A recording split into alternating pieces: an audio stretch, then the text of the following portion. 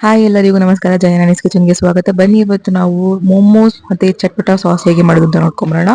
ಮೊದಲಿಗೆ ಒಂದು ಬೌಲಿಗೆ ತುರಿದಿರುವಂತ carrot, onion and ಹೆಚ್ಚಿಟ್ಕೊಂಡಿರುವ ಕ್ಯಾಬೇಜ್ನ ನಾವು ಚೆನ್ನಾಗಿ ನೆನೆಸಿಡೋಣ. ಇದಕ್ಕೆ ಒಂದು ಸ್ವಲ್ಪ ಉಪ್ಪು ಹಾಕಿಬಿಟ್ಟು ನೀರು ಬಿಟ್ಕೊಬೇಕು, ಅಲ್ಲಿವರೆಗೂ ನಾವು ಮಿಕ್ಸ್ ಮಾಡಿ ಬಿಟ್ಬಿಡೋಣ ಇದನ್ನ. ನೆಕ್ಸ್ಟ್ ಒಂದು ಬೌಲಿಗೆ ನಾನು 1 ಕಪ್ ಅಷ್ಟು ಗೋಧಿ ಹಿಟ್ಟು ಹಾಗೆ 1 ಕಪ್ ಅಷ್ಟು ಮೈದಾ, ರುಚಿಗೆ ತಕ್ಕಷ್ಟು ಉಪ್ಪು ಹಾಕಿ ಒಂದು ಸ್ವಲ್ಪ ನೀರು ಹಾಕೊಂಡು ನಾವು ಒಂದು ಡೋ ಮಾಡಬೇಕಾಗುತ್ತೆ. ಚಪಾತಿ ಹಿಟ್ಟು ತರ ಆದ್ರೆ ಸಾಕು, ತುಂಬಾ ಸಾಫ್ಟ್ ಮಾಡಬೇಕಾಗುತ್ತೆ.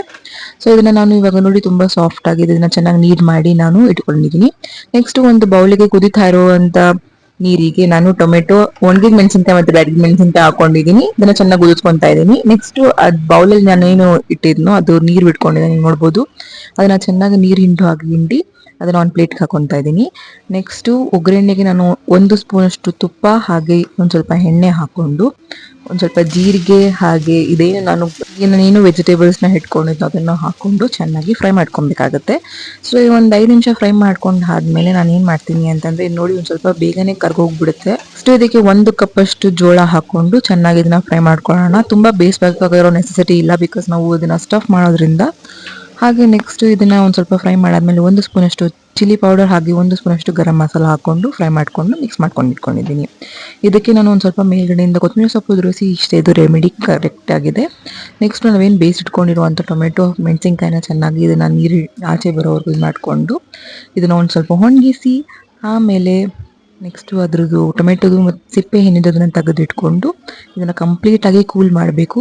ನೆಕ್ಸ್ಟ್ ಇದನ್ನು ಕೂಲ್ ಮಾಡಿದ್ಮೇಲೆ ನಾವು ಇದನ್ನು ಮಿಕ್ಸಿ ಜಾರ್ಗೆ ಹಾಕ್ಕೊಂಡು ಒಂದು ಫೈನ್ ಪೇಸ್ಟ್ನ ಮಾಡ್ಕೊಬೇಕಾಗುತ್ತೆ.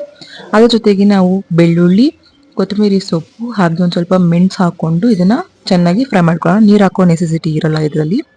ಸೊ ಇದನ್ನೆಲ್ಲ ಹಾಕ್ಕೊಂಡು ನಾವು ಒಂದು ಫೈನ್ ಪೇಸ್ಟ್ ಮಾಡಿಕೊಂಡು ಸೈಡಿಗೆ ಇಟ್ಕೊಬೇಕಾಗುತ್ತೆ.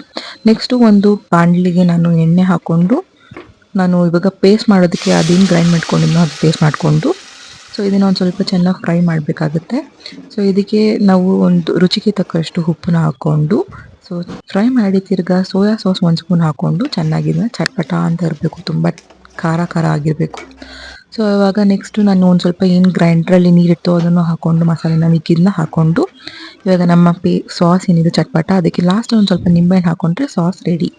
ನೆಕ್ಸ್ಟು ಇವಾಗ ನಮ್ಮ ಮೋಮೋಸ್ ಮಾಡೋದಕ್ಕೆ ಒಂದು ಚಿಕ್ಕ ಡೋ ಥರ ಮಾಡಿಕೊಂಡು ಇದನ್ನು ಒಂದು ಸ್ವಲ್ಪ ನಾವು ಪೂರಿ ಮಾಡ್ಕೊಂಡಿವಲ್ಲ ಅದಕ್ಕಿಂತ ಒಂದು ಸ್ವಲ್ಪ ಚಿಕ್ಕದಾಗಿ ಮಾಡಿ ಸ್ಟಫ್ಡ್ ಎಲ್ಲ ಏನಿದೆ ಅದನ್ನು ಹಾಕ್ಕೊಂಡು ಒಂದು ಮೋಮೋಸ್ ನಿಮಗೆ ಯಾವ ಥರ ಶೇಪ್ ಬೇಕೋ ಆ ಥರ ಶೇಪ್ ನೀವು ಕೊಟ್ಕೊಬೋದು. ನಾನು ನಾರ್ಮಲಿ ಹೇಗೆ ಮೋಮೋಸ್ ಮಾಡ್ತಾರೆ ಆ ಥರ ಶೇಪ್ ಕೊಟ್ಕೊಂಡಿದ್ದೀನಿ. ನೆಕ್ಸ್ಟು ನಾವು ಇಡ್ಲಿ ಸ್ಟೀಮರ್ ಏನಿದೆ ಅದಕ್ಕೆ ಒಂದು ಸ್ವಲ್ಪ ಎಣ್ಣೆ ಹಾಕ್ಕೊಂಡು ನೆಕ್ಸ್ಟು ಇದನ್ನು ಒಂದು ಸ್ವಲ್ಪ ಕೈಲಿ ಒಂದು ಸ್ವಲ್ಪ ಬ್ರಷ್ ಮಾಡಿಕೊಂಡು ಮೋಮೋಸ್ನ ಅದಕ್ಕೆ ಇಟ್ಟು ಒಂದು ಮಿನಿಮಮ್ 20 ಮಿನಿಟ್ಸ್ ಆದರೂ ಮೀಡಿಯಮ್ ಫ್ಲೇಮಲ್ಲಿ ಇಟ್ಟು ನಾನು ಇದನ್ನು ಸ್ಟೀಮ್ ಮಾಡಿದ್ದೀನಿ. ಸೊ ಇವಾಗ ನಮ್ಮ ಮೋಮೋಸ್ ರೆಡಿ ಆಗಿದೆ, ನಾವು ಪ್ಲೇಟ್ಗೆ ಸರ್ವ್ ಮಾಡೋಣ.